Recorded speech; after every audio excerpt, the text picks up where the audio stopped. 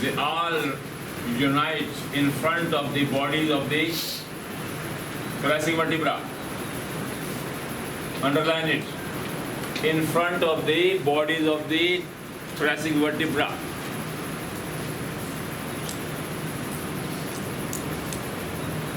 And their intervertebral disc. And all they unite to form what is called azygos vein on the right side. Azygos vein on the right side.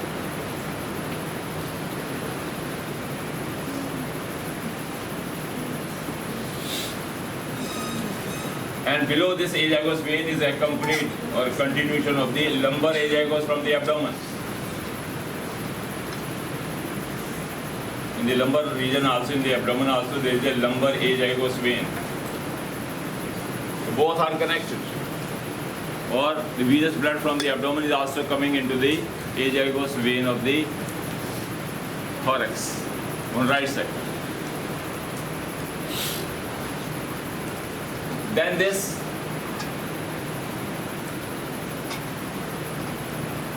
azygos vein ascends further upward above the level of the and reaches up to the T4. It reaches in front of the thoracic vertebra 4th, which is the level of the sternal angle of Lewis or angle of Ludwig. So at the level of T4, it arches over the root of the right lung, arches over the posterior superior to the root of the right lung and opens into the superior vena cava at the level of T4 or the sternal angle. This is the starting and the termination. Now second, third and fourth posterior intercostal veins on right side, they unite to form the superior intercostal vein. The small vein formed by the union of second, third and fourth is called the superior intercostal vein. On this side, this is also the superior intercostal vein of left side, left superior intercostal vein. But it is different on the right side. In the right side, the superior intercostal vein, which is so formed by the union of the second, third and fourth, they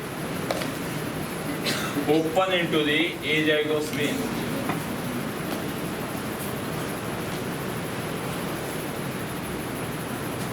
But on the left side, they open into left brachiocephalic vein. That has to be noted.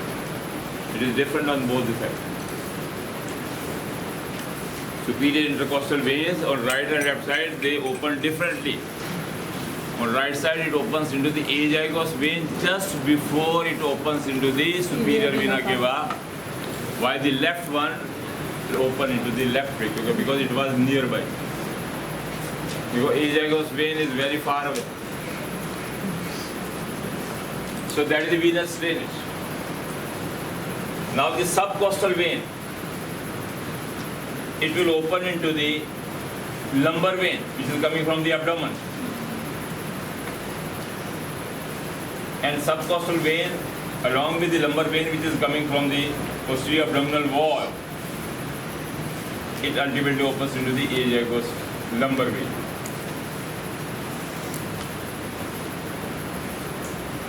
While on the left side, the 5th, 6th, 7th,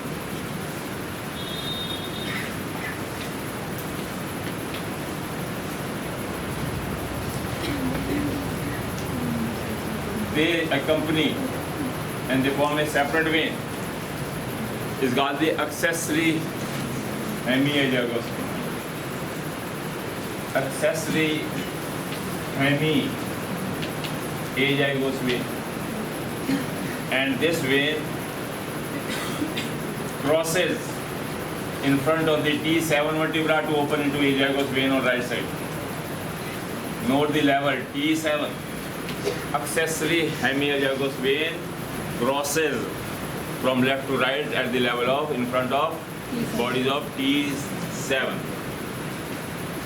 The rest of the 8th, 9th, 10th and the 11th veins on the left side, the posterior intercostal veins. They also unite together.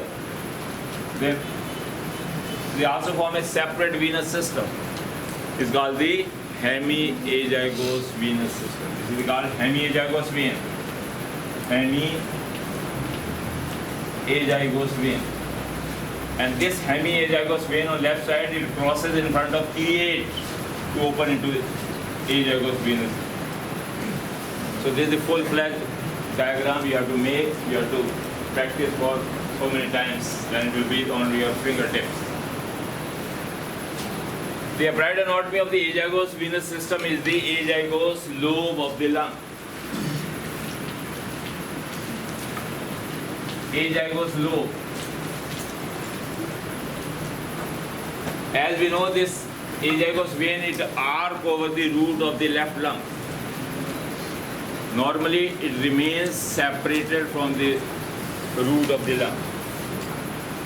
For example, if this is the lung, the right lung,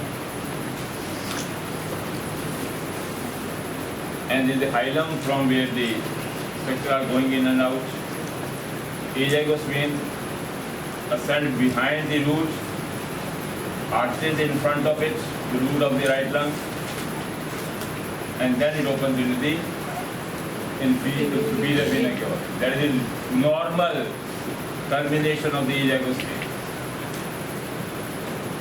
But in some embryological abnormality, this azygos vein, while opening into the superior vena cava, slightly shift to the right. Instead of this vertical, it may divert a little bit.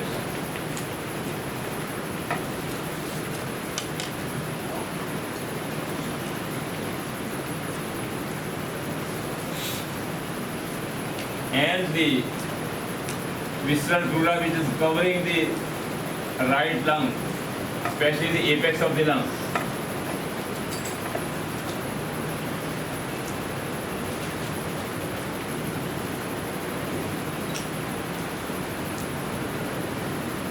so this green one is the visceral pleura.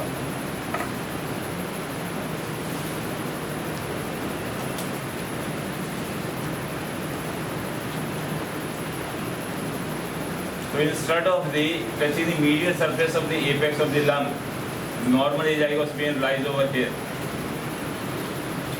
But in other positions, it goes a little bit lateral to the apex, vertically, carrying the two folds of the visceral pleura.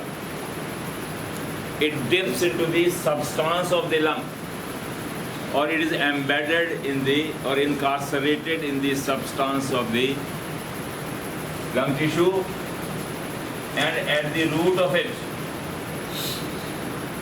this azygos vein opens normally into the superior vena cava at the level of T4.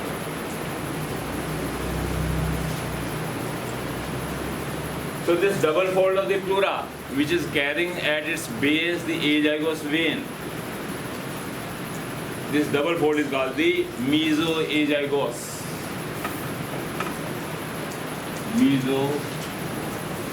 Mesoazygos. And because of this abnormal course of the termination of the azygos vein, congenitally, from the birth, a small vertical tissue of the lung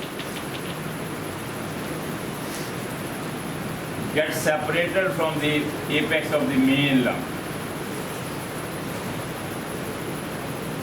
So this conical vertical small tissue of the lung, because of the abnormal course of the azygos vein in some people, in some babies born, this small lobe so formed is called the azygos lobe. It is created. A new lobe is created because of the abnormal course of the azygos vein, that is called the azygos lobe. Patient doesn't feel any abnormality or respiratory difficulty throughout his life. No problem. But it is just an accidental finding. patient may be having some other problem of the lung. We just take the routine X-ray and we found that there is a azygos lobe is there. Or at autopsy or in the cadaver we are doing the dissection sometime, and when we remove the lung we see there is a azygos lobe. But practically there is no any dyspnea or difficulty in the respiration. But you should know the abnormality, that is the azygos lobe, how it is formed, why it is formed, and what is its implication. That's all.